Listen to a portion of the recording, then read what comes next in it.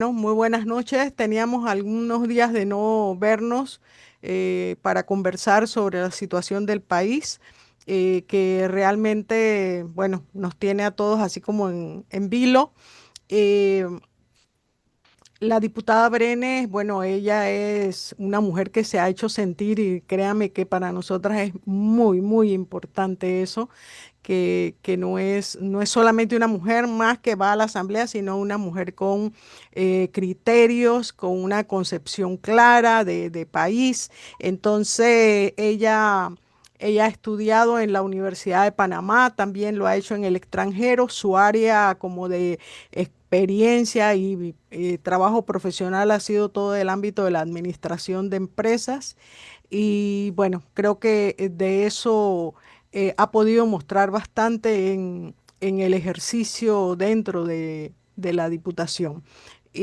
Bueno, y el otro compañero que vamos a tener esta noche es José Eugenio Stout, que va a estar conversando y haciendo las preguntas para facilitar toda la conversación con la diputada. Y vamos después a abrir un periodo de preguntas y respuestas, que yo estoy segura que habrá muchas preguntas sobre lo que nos está pasando en este momento en el país. Bueno, diputada, la sala es A suya. ver, ahora sí. Bueno, mucho gusto a todos, de verdad. Muchísimas gracias primeramente por invitarme a este espacio. Siempre digo que son muy necesarios porque al final se pasan noticias todos los días, hay N cantidad de programas de radio y demás, pero siempre estos espacios son importantes tanto para compartir información como también responder preguntas que muchas veces en el ejercicio nos aleja un poquito de las cosas que suceden en el pleno, el estar cerca de la gente y también tener la percepción de las personas es bastante importante. Y bueno, de verdad, gracias por la presentación también. Es mi primera legislatura, como quien dice, soy de esa generación nueva de diputados dentro de la Asamblea, dentro del ejercicio bastante, una cosa es verlo desde afuera y otra cosa es vivirlo ya con todo lo que pasa dentro del Pleno de la Asamblea, con negociaciones internas, con lo que es el ejercicio en sí de la presentación de proyectos de ley. Sí, ya va. Del avance del mismo. Y bueno, lo que se ha estado prácticamente hablando más que nada en materia, tanto lo que ese receso de prácticamente 2 meses, que no fue un receso como tal para algunos comisionados, pero que lastimosamente no podíamos alzar nuestra voz en ese momento para poder, los que querían presentar derogación a la ley 462, los que estábamos todavía viendo en el ejercicio si funcionaba la derogación o preferiblemente presentar modificaciones.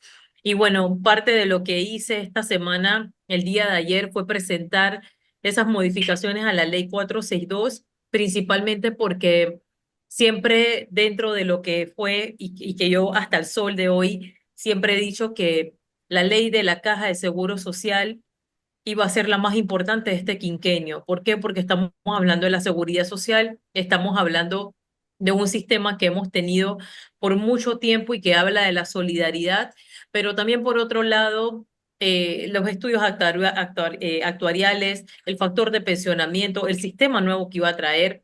Y yo siempre tuve ese compromiso de poder estudiar bien el tema de todo mi equipo de trabajo, que solo somos 7. Yo fui la persona que más le costó entenderlo, con todo y que tengo algo de formación en finanzas. El tema de tener un sistema de capitalización individual de cuentas, ellos en la ley le llaman capitalización con garantía solidaria, me costó bastante comprenderlo, pero al final pudimos hacer muchos análisis sobre ello, más que nada viendo también cómo socioeconómicamente nos mantenemos en el país, donde hay tasas de desempleo muy, muy altas, las peores de los últimos 20 años, donde también hablamos de mucha informalidad, porque es la única vía que tienen las personas para poder, tienen que emprender, tienen que hacer algo. Entonces, de acuerdo a esa realidad, también era nuestro análisis de no poder votar a favor de esta ley. La presentación de las modificaciones fue el día de ayer. Yo primeramente envié una carta a la Procuraduría de la Administración, principalmente para saber cuál era el enfoque en cuanto a presentar una derogación o presentar modificaciones. La carta se hizo pública el día de ayer, de hecho, por algunos medios de comunicación, pero con el sustento jurídico que nosotros manteníamos dentro del despacho y mis asesores legales diciéndome que la derogación no era prácticamente lo que la gente decía, no es que queda la ley 51. Entonces tenía que venir acompañado de otra acción para que eso sucediera. Por eso la derogación en ese momento no la elegimos como una vía por la contestación de la Procuraduría de la Administración y nos basamos entonces en presentar modificaciones. Esas modificaciones que presenté el día de ayer fueron 9 artículos modificados y 3 artículos nuevos. Y parte de eso es mantener lo que el gobierno en todo momento ha dicho cuando vendieron esta ley. Nadie se va a jubilar con menos del 60% de tasa de reemplazo. La gente va a tener tasas de reemplazo del 70%, 75%, 80%, hasta en el pleno. Parte del ejercicio, cuando hubo debate, era decir que iban a tener tasas de reemplazo muchas veces del 90 o 99, 100%. Entonces, eh, yo lo que hice fue no tocar el sistema, pero un artículo que es el 173, que hablaba de garantizar pensiones del 60% siempre y cuando cumplieras con las siguientes condiciones. Y esas condiciones, sí, ya va, esas condiciones eran inalcanzables para la gran mayoría de los panameños, porque hablaba de mantener el empleo de manera formal por un determinado tiempo. Eran condiciones que prácticamente la mayoría de los panameños no iban a poder alcanzar.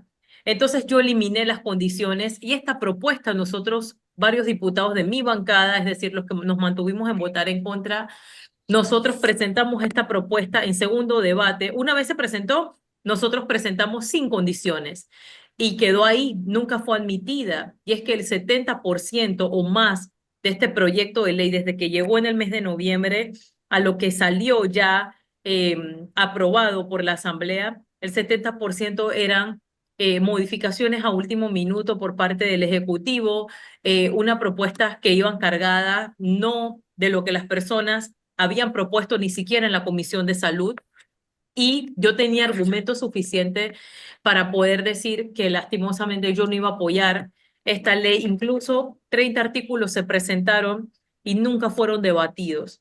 Entonces yo decía, ¿yo cómo voy a aprobar algo que lastimosamente sí, no hubo debate? Eso por un lado, esa es la modificación que coloqué. La otra fue con el tema de los independientes y la obligatoriedad. Hay un artículo 79 que debí dejar, lastimosamente lo sacamos, pero es algo que en primer debate se puede hacer y como muchos diputados que votaron a favor dijeron, es que la ley tiene oportunidad de mejora, es que si se presentan modificaciones que son viables se van a apoyar. Entonces, todas estas modificaciones pueden surgir también en ese primer debate de discusión y sí, mi amor. Van a surgir en ese primer debate y lo que también agregamos son temas de salud, más que nada, porque el debate siempre se fue a un tema 100% técnico. Nunca fue, la gente estuvo menos enfocada en poder hablar sobre las citas, sobre los medicamentos, sobre la espera, sobre las especialidades de los médicos y lo más demandante en tema de salud. Así que yo sí lo agregué dentro de las modificaciones y es decir, todas estas propuestas, nosotros, el bloque que estuvo votando en contra, la habíamos presentado, pero nunca fueron tomadas en cuenta. Así que no tuvieron los votos tampoco de la Asamblea. Y bueno, me tocó prácticamente presentar mis modificaciones el día de ayer y que yo siempre diré en ese primer debate, pues se pueden llegar a consensos en ese primer debate, se puede por lo menos seguir peleando que algo mejor garantice pensiones dignas, porque mi entendimiento con todo esto y lo que he podido estudiar en otros países es que quienes mantienen pensiones muy bajas tienen otros problemas sociales con el tiempo, que qué conlleva que los gobiernos tengan que poner dinero para subsidios y esos subsidios nunca se traducen en resultados viables o sostenibles para la sociedad. Y lo que tenemos hoy, la gran mayoría de los jubilados, usted los ve constantemente en la asamblea peleando que por favor se les aumente lo que reciben hoy, cuando ya han sido, ya tienen un sistema solidario. Y la verdad es que yo siempre digo, el tiempo me dará la razón. Si este sistema se mantiene, hoy no lo vamos a ver, pero el tiempo, cuando vengan los primeros jubilados con este sistema, me dará la razón de por qué la lucha de muchos diputados. Jimena, un momentito, por favor, Fabián. Fabián, ¿puede prestarle tu memoria? Sí, un ratito. Aquí me voy a quedar, nada más para que tú lo veas un ratito, ¿está bien? Sí, gracias. Em, con el tiempo nos vamos a dar cuenta del daño que es tener un sistema de garantía, capitalización con garantía solidaria, si realmente no trabajamos en generar mucho más empleo, en que los rendimientos de inversión sean mucho más altos, y esto siempre va a depender de esos otros componentes que lo acompañan. Muy bien. Diputada, una pregunta que yo creo que todos los que estamos aquí hacemos, no sé si podrá responderla o si es muy delicada. Eh, hay un tema, Vamos se dividió a la hora de la votación de la ley Sí. 402, eso es un hecho público. Y la pregunta es si Vamos está ahora, pasado este tiempo, si Vamos se ha unificado, puesto que ha jugado un rol fundamental en la elección de la nueva junta directiva, ¿verdad? Yo pienso que jugó un papel inteligente y muy importante. No, no, lo digo con toda seriedad, Sí. desprenderse de ambiciones, de que queremos a alguien porque tenemos la bancada más grande y que con todo derecho se hubiera podido pedir estar en la junta directiva, pero se tuvo la inteligencia y el bien hacer de no estarlo para exigir sí donde se juega el papel importante que son las comisiones de la Asamblea, ¿verdad? Entonces mi pregunta es, y creo que la pregunta de todos es, ¿vamos unificado ahora? Claro, mira, yo siempre respondo todo lo que me preguntan y es más que nada porque uno no está en estos cargos para no ser transparente o para no decir las realidades de lo que sucede. Y es cierto, todas las personas afuera confiaron y tenían expectativas muy altas de que nos mantuviéramos consolidados siempre.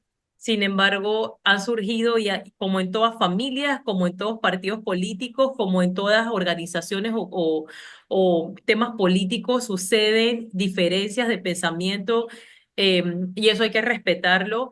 Tema de caja de seguro social, siempre dije que bueno, había que respetar tanto los que opinaban y de verdad, votamos totalmente divididos, 10-10. Pero luego de esto también esto nos trajo un quiebre total dentro de la bancada, es muy cierto. ¿Por qué?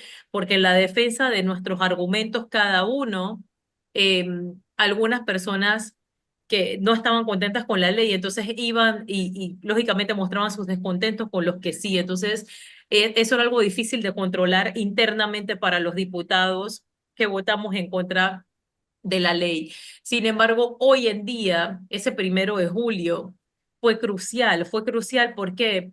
Porque nosotros siempre dijimos tenemos que votar en bloque, tenemos que votar en bloque y ese bloque va a ser contrarrestar la candidata o el candidato que iba del otro lado. Y la única vía que nosotros teníamos era o nos unimos todos y no aspiramos a nada dentro de la junta directiva y simplemente vemos cómo podemos ver el tema de las comisiones, porque las personas probablemente no lo entienden afuera, pero las comisiones y quien presida dentro de estas comisiones tiene un rol fundamental porque el reglamento interno le da mucha discrecionalidad al presidente de cada comisión. Si tú quieres que los proyectos importantes que tiene la población, que quieres que realmente avancen, tienes que tener una persona que no esté parcializada, que pueda realmente responder a lo que la ciudadanía allá afuera está haciendo. Y este primer año nos dio muchas lecciones. Por ejemplo, yo presenté 8 proyectos y solamente uno pasó a tercer debate y en tercer debate me votaron en contra la mayoría de los diputados. Entonces, no la mayoría de los diputados, perdón, pasó con 33 votos, se quedó. Entonces, de quién presida las comisiones importantes va a depender que esos proyectos de ley que la ciudadanía está esperando avancen.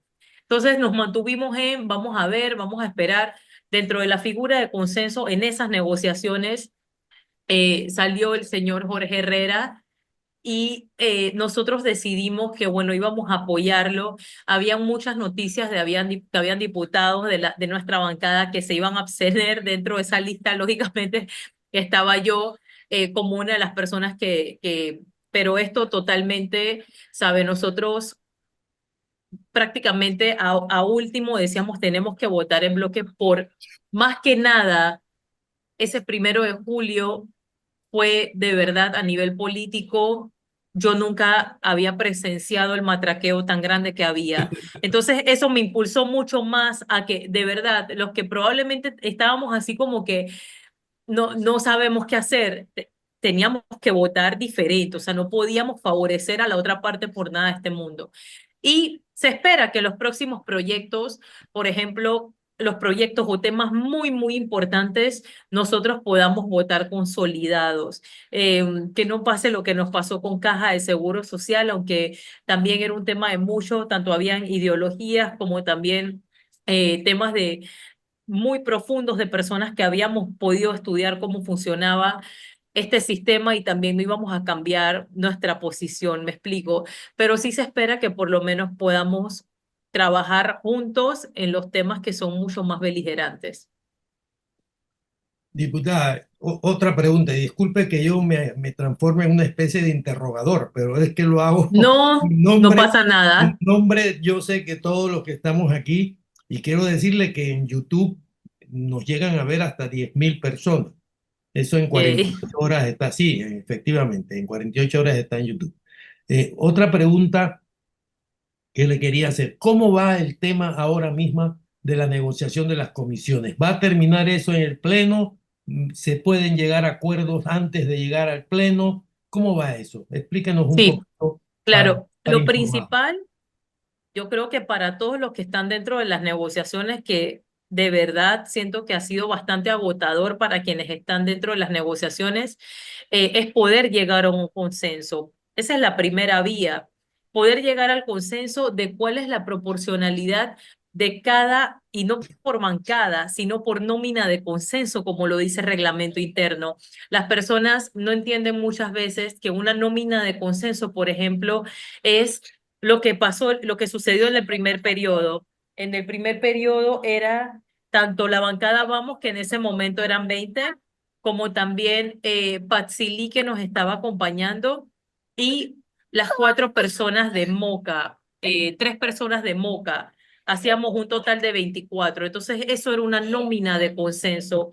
Hoy, lo que entiendo que se está dando en la mesa es que la nómina de consenso es de 37, es decir, por los 37 que nos unificamos en ese momento. Entonces, de acuerdo a esa proporcionalidad, se va a ir descifrando cuántos puestos se tiene en cada bancada, en cada comisión. Eh, yo hoy escuché a varios diputados decir, pero claro, de la otra facción, de las otras facciones parlamentarias, estamos listos para la votación. Y la votación tiene un precedente. Me lo dijeron que en 2018 pasó algo similar y la votación es secreta. Entonces, es decir, hay muchas, o sea, a todos nos conviene honestamente que esto se... Ya va, mi amor, pero tienes que sentarte allá, ¿está bien? Sí, siéntate allá, si no toca bajarlo, ¿sí? Ahí, poquito, está bien. Si no se va a un consenso, tendría que irse a una votación en el Pleno. Y esto la verdad es que es bastante riesgoso, a mi parecer, en mi opinión personal, es bastante riesgoso porque es una votación por papeleta. Claro, claro. Y quizá están la otra parte muy interesadas en esa votación secreta, porque eso permitiría, en fin, ese tipo de truculencias a la que la ciudadanía está acostumbrada a ver en la Asamblea, lamentablemente, ¿verdad? Claro, y que todo depende de los puestos de de cuántas personas van a estar en las comisiones, porque es decir, una comisión como credenciales, la mayoría se maneja con 9, la única que tiene 15 es la de presupuesto, pero todas se manejan con 9, la única con 15 es presupuesto, en efecto.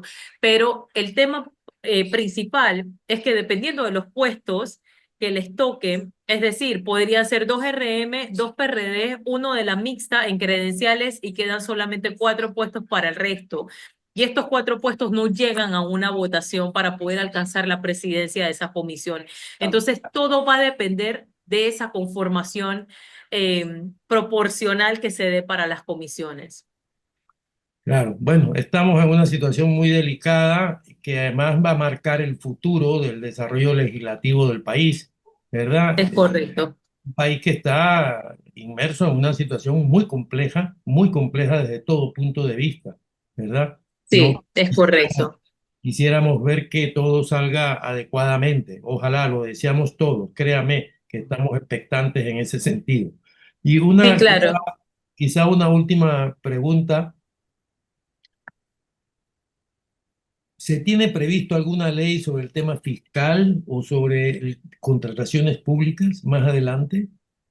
Claro, mire, de hecho, cuando yo presenté requisitos mínimos para la Dirección General de Contrataciones Públicas, el señor Martínez, que es el actual director, ellos van a estar presentando un paquete de reformas que no solamente incluye el tema de los requisitos, sino que también eh, tiene otras reformas dentro de esta ley. Nosotros estamos esperando. Él, de hecho, antes de entrar en receso, el señor se comunicó conmigo para decirme que querían enviarnos un borrador para que lo revisáramos y lógicamente ellos una vez presentan esto, no es que va directamente al pleno, tiene que pasar por el MEF, después tiene que pasar por estas personas del gobierno y por último entonces llevarla al pleno, pero sí necesitan el apoyo o también corrección o si quiere llevar una ley que realmente se asemeja a lo que uno está esperando como diputado, esos aportes que nosotros podamos hacerles. Así que ellos sí tienen pensado una reforma más que nada a la Dirección General de Contrataciones Públicas para incluir hasta temas, tengo entendido que con reglamento con el tema de contrataciones. Eso es muy importante, ¿no? Porque el tema de la evasión fiscal realmente es muy preocupante.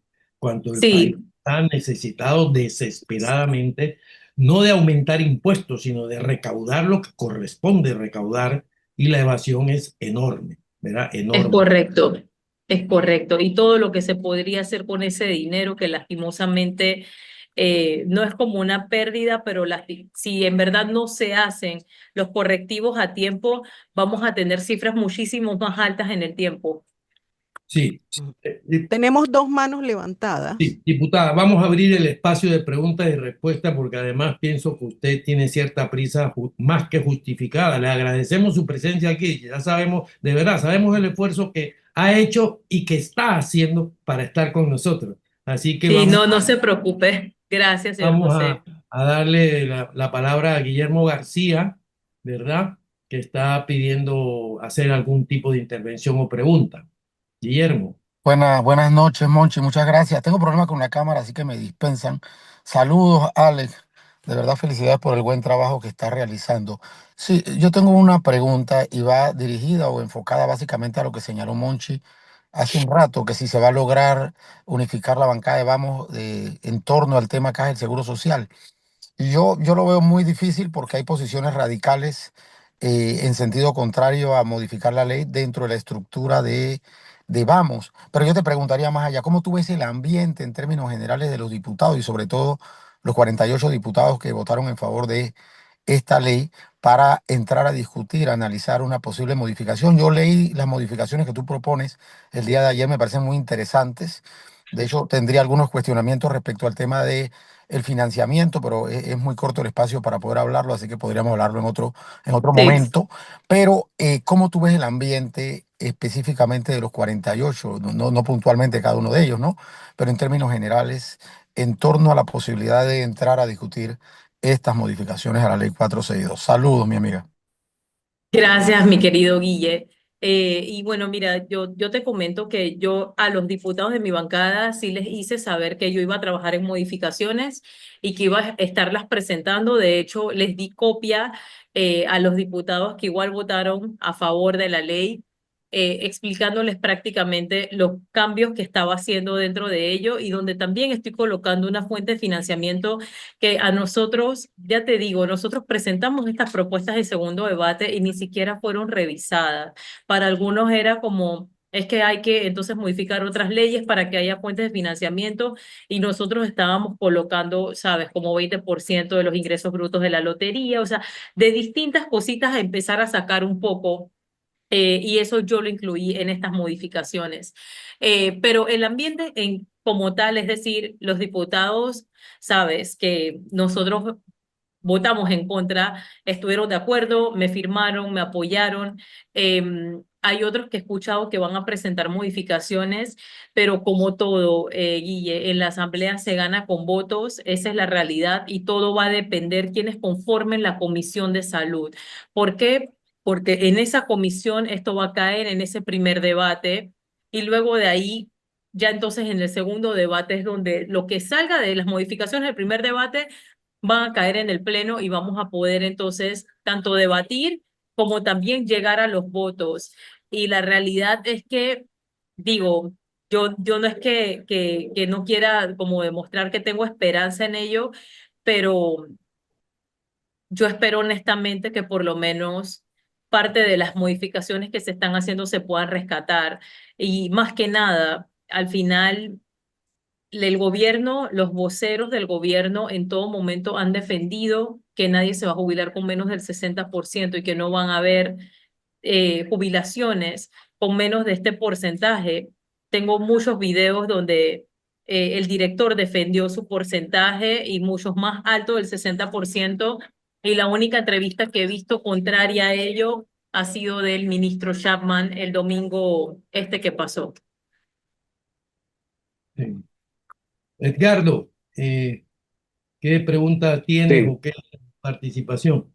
Por favor. sí, un comentario y una pregunta al final. Bueno, primero que todo, agradecerle a la diputada por la participación y por su gran esfuerzo en este espacio.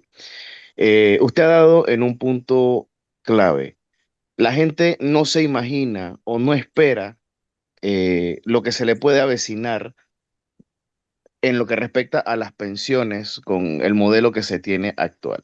Prueba de ello es precisamente lo que pasó en Chile, cuando las primeras personas del modelo de cuentas individuales comenzaron a jubilarse, fue cuando se dieron cuenta que no estaban cuadrando los números.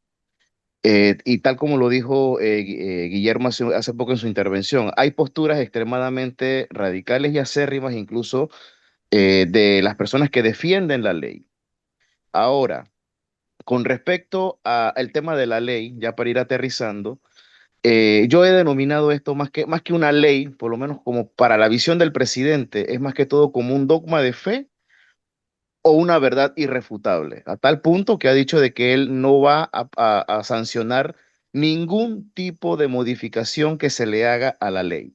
Bajo este escenario, diputada, ¿cuál sería la función de la Asamblea en discutir, debatir modificaciones a la ley cuando ya se tiene de antemano y de manera categórica la negativa del presidente en hacer algún tipo de modificación? Muchísimas gracias. Muchas gracias, Edgardo, ¿verdad? Edgardo. ¿Sí? Sí, Sí, correcto. Sí. Muchas gracias, Edgardo, por tu pregunta. Y bueno, de hecho, el Pleno es soberano, el Pleno es un ente independiente al órgano ejecutivo y eso hay que entenderlo. Por insistencia se puede hacer siempre y cuando los diputados tengan la voluntad tanto de votar como también de involucrarse, como también de querer hacer modificaciones. Hay diputados que te dicen así, yo no voy a apoyar una sola modificación a la ley de la Caja de Seguro Social.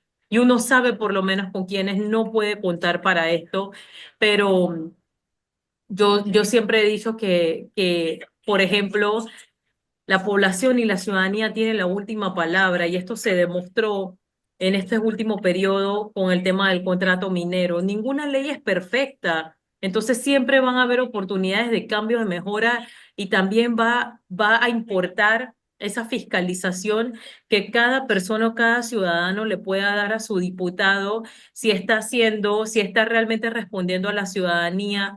Porque, es decir, esto que pasó con las personas en la calle, los docentes, todo esto se veía venir porque es un cambio de sistema. Esto se ha dado en todos los países que han hecho cambios de sistemas de pensiones.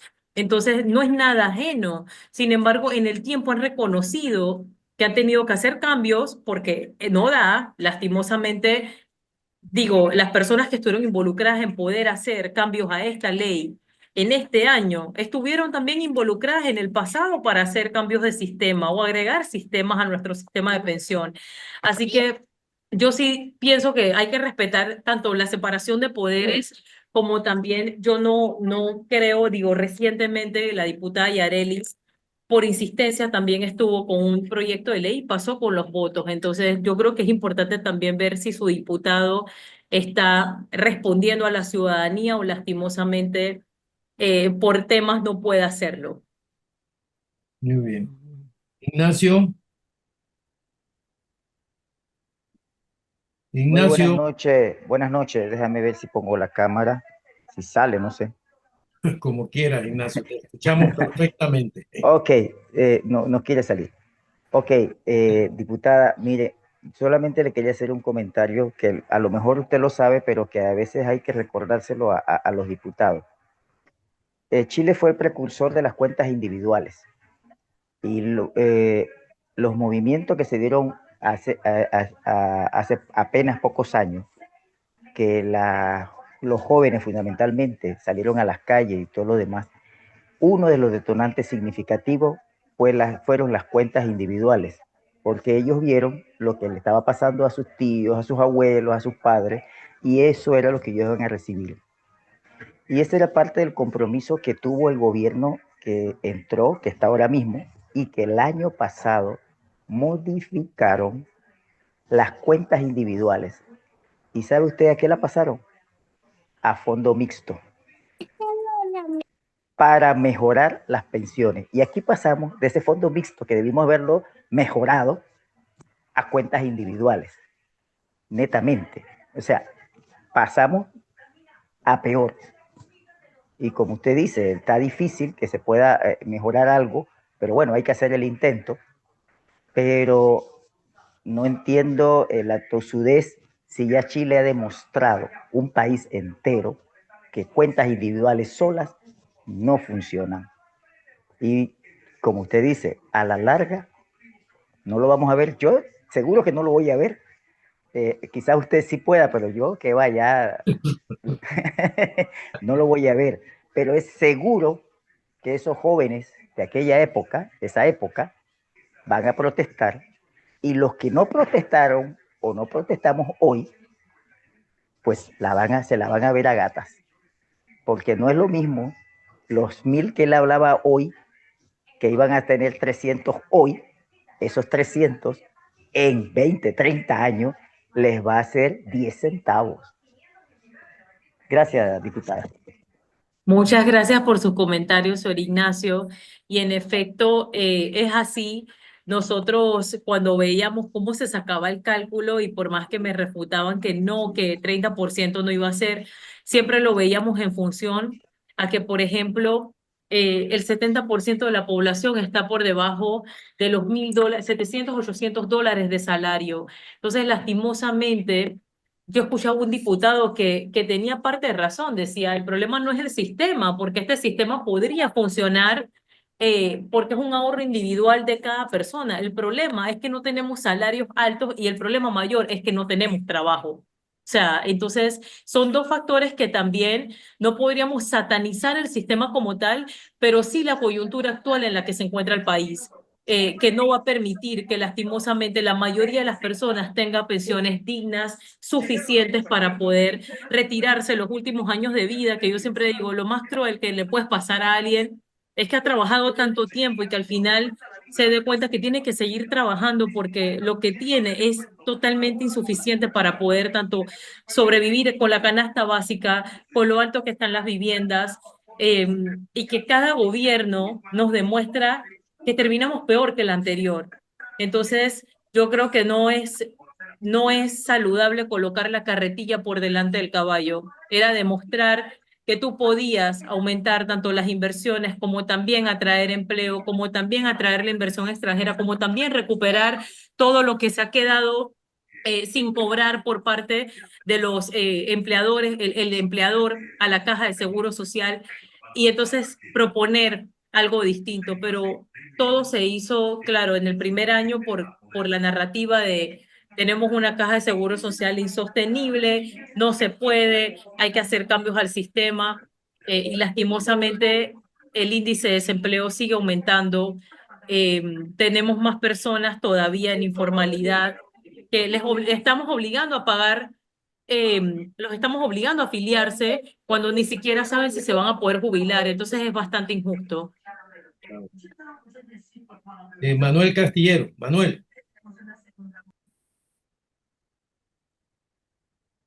Manuel, Aló, no sé si me escuchan. te escuchamos.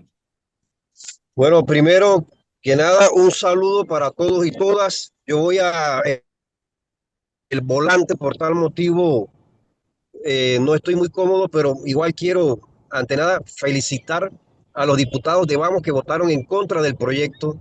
Los sistemas de seguridad social deben y tienen que llevar el tenor de la solidaridad. Más allá de todo eso, también me encantaría hacer un comentario y más que comentario, quizás sea una aseveración o lo que yo pienso. Estos señores de la partidocracia tradicional, tarde o temprano, estimada diputada Brenes, le van a dar la espalda a usted en el transcurso de este año. Yo dudo mucho, créame, y se lo digo de corazón, yo dudo mucho que le mantengan esa palabra más allá, más allá de que tuvieron una gran oportunidad estos señores de poder llegar otra vez a la presidencia de la Asamblea. Pero yo entiendo que era una escogencia entre lo malo con el menos malo. Créame que yo en eso estoy bien claro. Pero de otra cosa también que le reitero que estoy bien claro, diputada Brenes, es que estos señores le van a dar la espalda a ustedes en un corto tiempo. Ojalá no sea así, pero la experiencia que uno tiene ya es para dar este tipo de aseveraciones. Y gracias, diputada, por participar en este prestigioso conversatorio. Saludos a todos y todas. Gracias, Gracias. señor Manuel. Muchísimas gracias y ojalá en el tiempo no sea así, pero nosotros tenemos que seguir haciendo nuestro rol fiscalizador, así como yo siempre dije, yo voy a hacer como que yo no di este voto, porque las acciones que hice en mi primera legislatura no van a ser ajenas a lo que voy a hacer en esta segunda, y es que parte de llegar a la asamblea era cambiar la asamblea. Y si uno lastimosamente se calla cuando no hay cambios, tanto estructurales, se pierde la visión clara que yo tenía de llegar a la asamblea. Así que eso es parte también de mi objetivo. Gracias. Yo quería hacer una, bueno, no es precisamente preguntas, tiene que ver con, bueno, anoche hubo una situación violenta hacia una representante de corregimiento, el corregimiento de Tocumen. Nosotras hemos observado la violencia que se ha dado hacia mujeres indígenas, hacia docentes por parte de la policía. Y en medio de todo esto se nos habla que van a eliminar el Ministerio de la Mujer, que van a convertirlo en un cucurucho en algún lado escondido. Y me preocupa, ¿no? Porque es como toda una situación contraria a los derechos de las mujeres. Y realmente bueno, usted ya debe saber que en el movimiento de mujeres hay mucha preocupación y hay mucho malestar. Entonces, también quería decirle que si para los jóvenes no hay futuro respecto a las pensiones, hacia las mujeres la cosa es mucho peor. La precariedad laboral, la exclusión de las mujeres en el ámbito del empleo, lo que nos depara es los ciento, no sé cuántos serán ahora a los 65 años, ¿no? Si es que no lo suben hasta los 70. Entonces, sí, es una parte y me parece importante porque, bueno, usted como mujer, yo estoy segura que estos son datos que los tienen a mano de la precariedad que tenemos las mujeres en nuestra sociedad. Y en medio de una sociedad que no produce o un mercado que no produce los empleos que debería, ¿no? Es correcto, señora Juana, y tal cual usted lo menciona, yo tengo pendiente una reunión con un grupo que están de mujeres, lógicamente muy preocupadas con el tema del cierre del Ministerio de la Mujer. Eh, Era una lucha importante que se tuvo en el periodo pasado. Sin embargo, yo siempre he dicho que estos puestos, lastimosamente, que son por el presidente o las designaciones que hace el presidente de turno, yo tampoco he visto, por ejemplo, a una ministra de la Mujer pronunciarse sobre el tema. Y esto también, si tú estás dentro de un ministerio por una convicción, tú tienes que salir en defensa y la defensa tiene que ser los resultados que tú hayas obtenido en tu primer año de gestión. Entonces, esa defensa es la que también respaldaría, por ejemplo, el no permitir o probablemente apelar a la decisión, salud, mi amor, apelar a la decisión del presidente con y no es prácticamente el cierre, entiendo que él lo está colocando debajo del MIDES como una secretaría, eh, pero hay que ver cómo va a funcionar, ¿sabe? Si con menos presupuesto, qué son las cosas que realmente van a tocar. Y estas noticias, para muchas personas las tomó de sorpresa al instante que lo dijo, o sea que no era una decisión comunicada, hubo otros cambios de los que también prácticamente nos enteramos que eran decisiones que no habían sido comunicadas o probablemente habladas con estas segundas partes a lo interno. Y yo creo que también parte de eso es que la ministra pueda salir en defensa de sus resultados y también, sabe, con un grupo que la pueda respaldar en esta lamentable decisión, pero que yo digo siempre, o sea, no todo está escrito en piedra y ojalá de verdad en la exposición, tanto que tenemos distintas diputadas y donde se está buscando apoyo, se pueda hacer algo distinto a lo que el presidente comunicó. Ligia, Ligia Álvarez, tiene la Buenas palabra. noches, gracias. Buenas noches. Me uno a todos agradeciendo su presencia hoy con nosotros aquí. Eh, Se dice que la Caja de Seguro Social no tiene dinero. Eso es totalmente falso. La Caja de Seguro Social tiene muchísimo dinero. Inclusive vamos a pagar millones de dólares en incentivos para el retiro, ya que nuestros colaboradores se quedan trabajando muchos años después de la jubilación. Y si no les alcanza la pensión que tienen ahora, y estoy hablando de profesionales de la salud, no sé qué va a pasar pues en el futuro.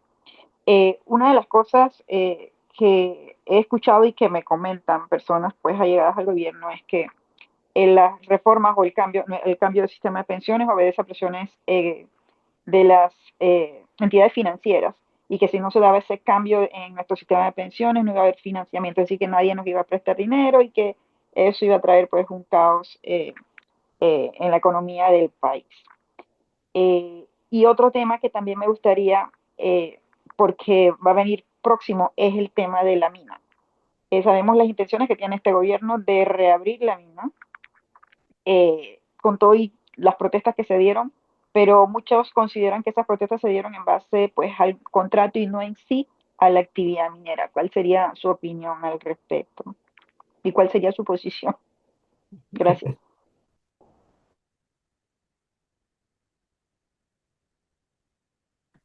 Gracias, Ligia. Y en efecto, bueno, sí, nosotros también lo escuchamos muchas veces, la pérdida del grado de inversión, si no se hacía el cambio de sistema. Con esto venían muchos temas, ¿sabes?, encontrados prácticamente por parte de los diputados. Yo soy de la que refuté el tema de la pérdida del grado de inversión, más que nada por muchas cosas que leí, pero también entendiendo cómo está actualmente nuestra economía. Y lo segundo, yo creo que si hay algo que se ha encargado de hacer este gobierno es poder polarizar muchísimo a la población. Y el polarizar es el tal cual divide y vencerás. Esa polarización que hoy tenemos con el tema de la mina, donde tenemos, reciente yo vi un evento que hizo, no recuerdo la empresa, no lo recuerdo, ser irresponsable a decir alguna empresa si no recuerdo el nombre, pero hicieron una marcha entre los lugareños de Penonomé y después esto terminaba con un evento con tarima y demás. Y digo, yo tengo familia en Penonomé que me dijeron que este evento prácticamente fue pagado, fue auspiciado. Entonces, yo creo que las personas se volcaron en las calles en contra del contrato minero, que muchos dicen, yo estaba en contra del contrato, yo no estaba en contra de la actividad minera. Muchos dicen hoy esto, cuando en ese momento realmente la lucha era el no a la mina, porque más que nada un tema ambiental es un tema de salud que estaba perjudicando a las personas que viven alrededor.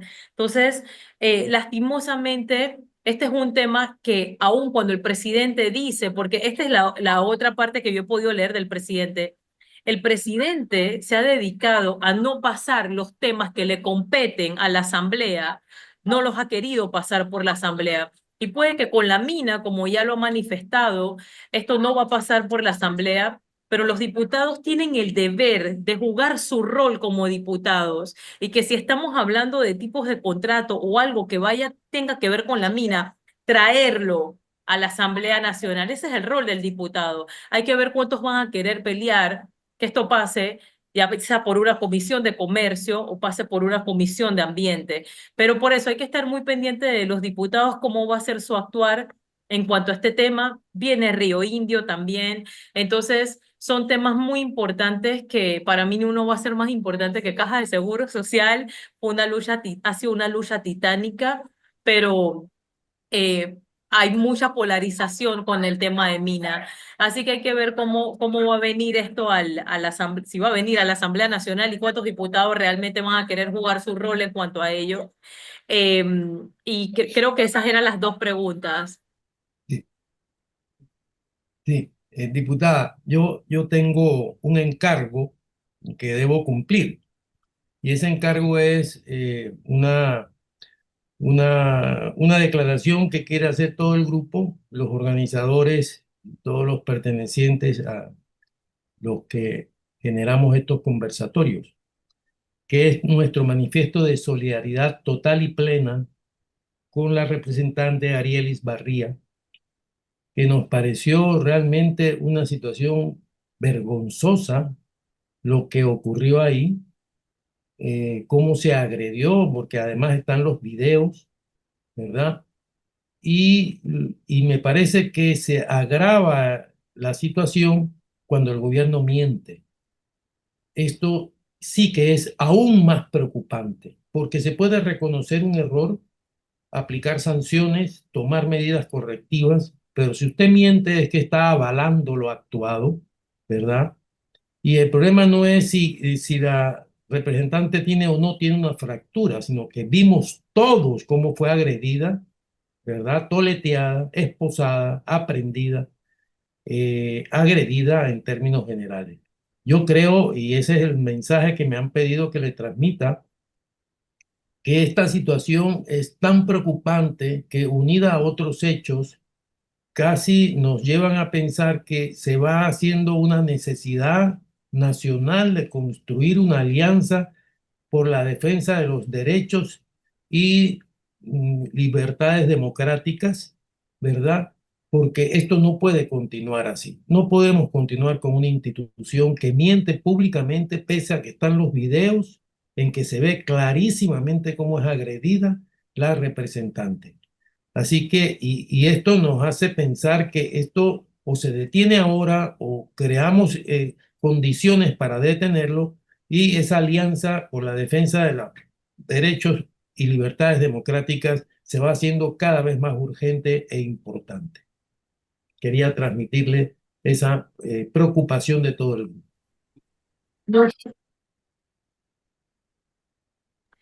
Muchísimas gracias y no se preocupe, yo le transmito el mensaje a Arielis, muy valiente de su parte, pero como siempre he dicho, hoy en día lo único que prácticamente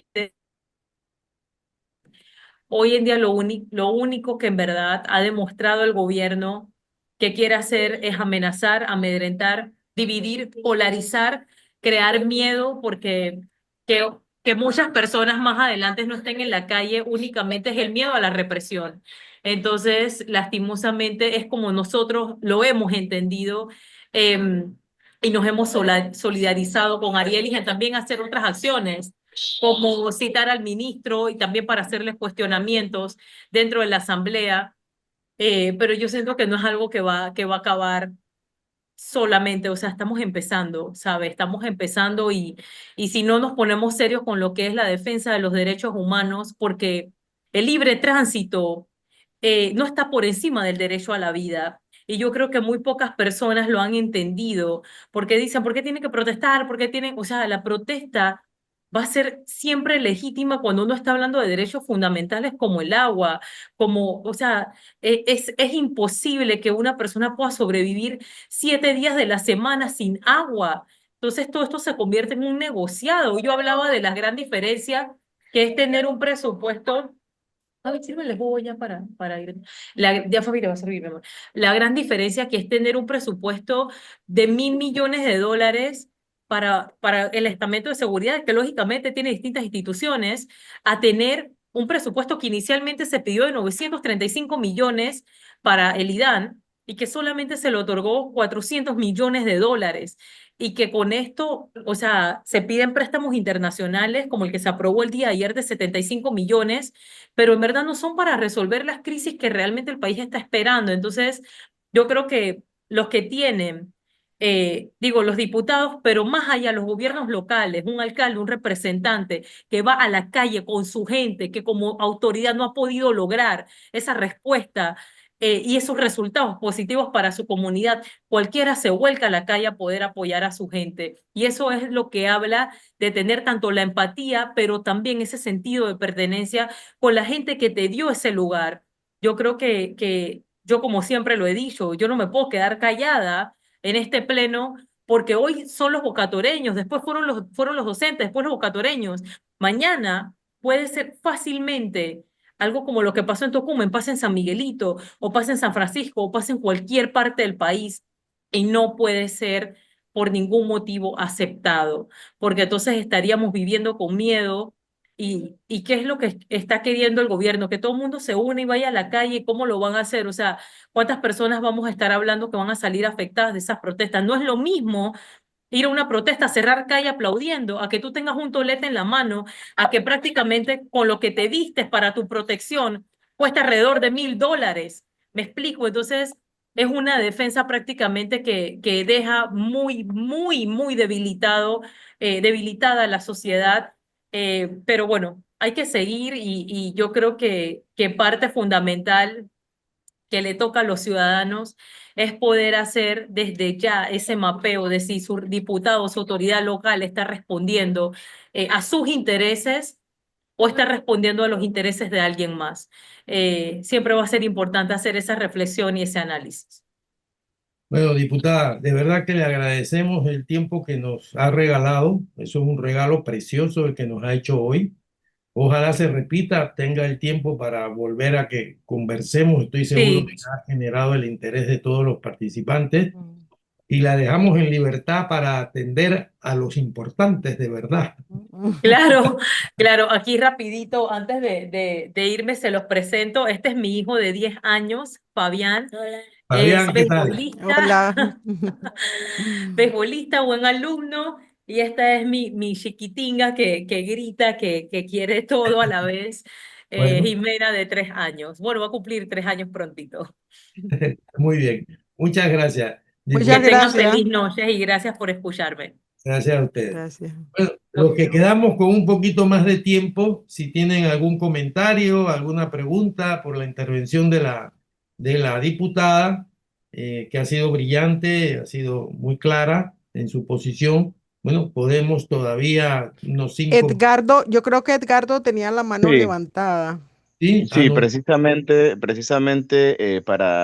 y casualmente iba a tocar el tema, tal como también lo dijo la diputada, sobre el tema de lo que se está viendo, de la represión cada vez más evidente, cada vez más desmedida, y lo más curioso, pues viniendo aún de personas que hace 35 años eran los denominados defensores de la libertad y de la democracia, vestidos de civilistas, y hoy están empleando los mismos métodos represivos hacia la población civil.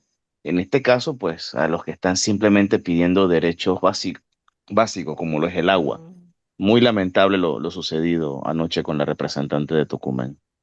Y una cosa sorprendente, y la digo porque es sorprendente, es que el propio presidente de la República, en una de sus conferencias de los jueves, dijo con toda razón que cómo no iba a haber protestas cuando la gente carecía de agua. O sea, él estaba justificando, explicando, digamos, por qué la gente protestaba, porque la falta de agua era una cuestión fundamental. O sea, él entiende eso. Y pienso que, bueno, tal como lo he dicho, a lo grave que es haber agredido a la representante, más grave todavía me parece que la policía mienta, y mienta por escrito, es decir, públicamente. Es decir, porque eso significa que respalda la agresión, respalda lo que supuestamente es un error, cuando debía de adoptar una posición de rectificación de ese tipo de actitudes. Se llevaron preso igual, no sé si vieron el video, al abogado Cabezas de Colón, ¿verdad? Que no había hecho absolutamente nada. De pronto el policía, no sé por qué motivo, porque el abogado lo que le estaba, había asistido a la escuela como abogado defensor de una docente que había sido destituida. Entonces él fue a asistirla jurídicamente y no lo dejaron entrar. La policía bloqueó la escuela y no lo dejaba entrar. Y él le explicaba a la policía que ellos no podían hacer eso, que la única que le podía prohibir la entrada era la directora, y que por eso él quería hablar con la directora y no lo dejaron entrar. Él siguió refutando al policía y de pronto, además está el video ahí, de pronto se le van encima y lo toman preso. Este tipo de cosas tiene que parar, tiene que detenerse. Esto no puede continuar, no puede continuar. Y creo que todos deberíamos de unirnos en defensa de eso, de las libertades democráticas, los derechos democráticos y los derechos humanos, porque esta fractura de esos valores, fractura sistemática, va a llevar o está llevando el país a una situación insostenible. Bueno, gracias. Como que nos quedamos con ganas de más, ¿no? Bueno, el próximo miércoles o el de más arriba, no Dentro sé, de 15 días, sí. de 15 días vamos a ver porque ahora sí ya tenemos que normalizar, digamos, los conversatorios, ¿verdad? Ujú. Eh, Así que bueno, agradeciéndoles a todos su participación, ¿verdad? Pues dentro de 15 días volvemos, y volvemos con algo importante, de eso seguro, porque se habrán ya tomado decisiones muy importantes en la asamblea y habrá que comentarlas, conocerlas, y quizá haya otros hechos que puedan ocurrir. Gracias y buenas noches.